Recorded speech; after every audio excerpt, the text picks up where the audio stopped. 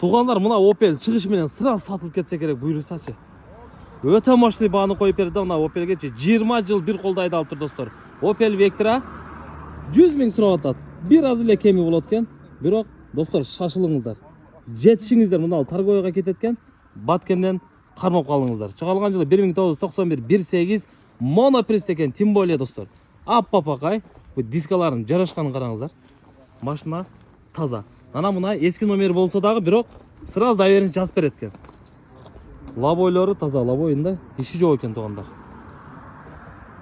Мына 20 жыл бул достор.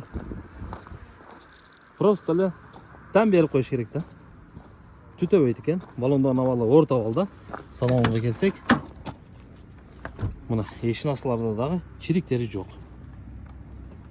Салондор дагы таза. Жакшы айдалган машина, өтө мощный айдалган. Мына потолоктордун дагы жакшы кылып тикелтирип коюптур. Мына тап таза, чирик жок.